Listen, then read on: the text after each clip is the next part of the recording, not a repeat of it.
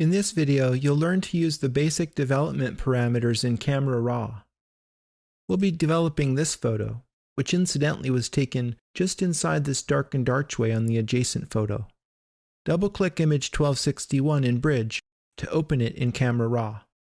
This particular photo has a lot of contrast, as most of the image is dark. This corresponds to this peak in the shadow area of the histogram. There are almost no midtones, and there's a small peak in the highlight area corresponding to these illuminated areas in the background and in the sky.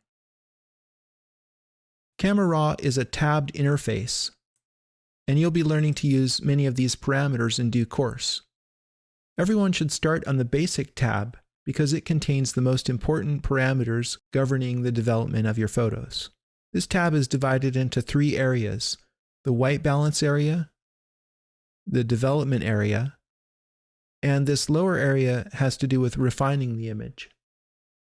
The Basic tab is designed for you to proceed from the top down in a linear progression. Let's start with white balance. Pay attention to this illuminated area as I make adjustments to the white balance. Choose the first preset here, and notice that it just shifted this slider over slightly. Choose daylight, and both temperature and tint are adjusted. Now pay attention to what's happening over here. Try cloudy. Everything gets a little bit more yellow. Try shade. Even more so. I use these as a jumping off point. I find one of the parameters that looks good and another one that's too far the other way. Daylight's okay, but I think I like it a little more yellow, so I'll drag this slider to the right slightly. And that looks good. You can also go way too far and see what happens. It gets very yellow or very blue. I'll set this around 6,000 or so, and that refers to the temperature in degrees Kelvin. This is how light bulbs are calibrated. They have a color temperature. Down here in this area, I'll use the Auto button to make a best guess, and that simply adjusts these sliders in some arrangement. Again, I use this as a jumping off point.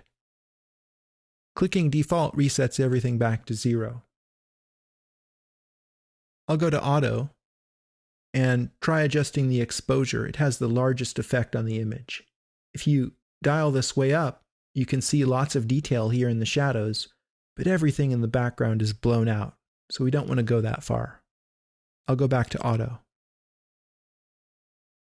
This photo already had a lot of contrast, so it is suggested that we decrease that.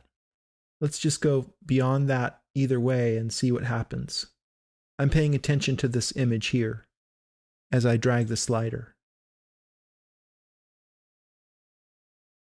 I think in this area is pretty good, maybe about -35 or so. The highlights, let's see what happens there.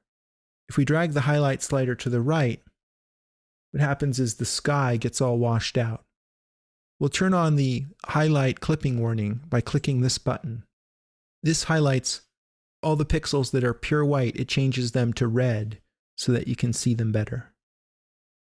We don't want to have the pixels wash out into areas of flat white. We want to have some variation, at least. So I'm going to drag this back until the red pixels more or less disappear. I can go even further and get more detail in the clouds. This makes the picture a little bit more emotional, maybe. I'll drag it down pretty low. The shadow area, let's turn on the shadow clipping warning here and play with that. If we decrease that, everything gets too black, and we start to see areas that are pure black shown in blue. We definitely don't want to see the blue there, but I want to go beyond that and get more and more detail in the shadows. And watch what's happening to the histogram as I do this. The peak in the shadow area is spreading out as everything gets shifted more into the midtones. I dragged it all the way over to the right. We still have a little peak here in pure black, and we can compensate for that by using the black slider. This actually just shifts the whole histogram over,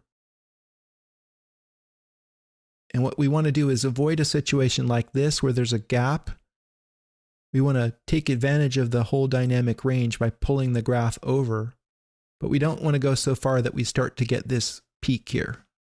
So right about there is about perfect. And similarly with the white slider, we don't want to have a gap here, but we want to pull the whole graph over so that we're taking advantage of the dynamic range. We're seeing the clipping warning in red down here. It's okay to have a little of that. A little flatness there wouldn't hurt. That is actually a flat pilaster. So now I think I'm satisfied with the basic development parameters here in this area, but I still have to address these last three sliders. Clarity is a kind of mid-tone contrast. And if I go all the way, maybe you can get a sense of what it's doing. I don't want to go so far it starts to look kind of like a HDR image maybe. So I'll just add a bit of clarity, maybe about 25 or 30. Most of my photos have a bit of clarity added. It gives an extra punch to the image. Vibrance adds a mid-tone saturation. If you go too far, the image appears too garish. So I'm just going to add a little bit of vibrance. Saturation I generally leave alone. If you oversaturate an image, it looks, again, too garish. And if you go the other way, it becomes black and white. So I'll leave this at 0. Finally, you can either open the image in Photoshop by clicking this button, or hold down the Shift key, and the button will change to say Open Object. Let's try that.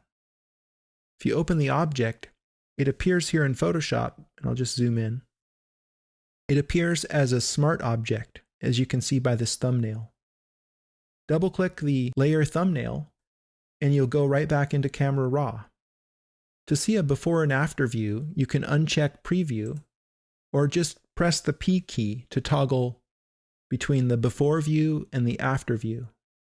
So we really change this image dramatically in Camera Raw, before and after. I'll click OK.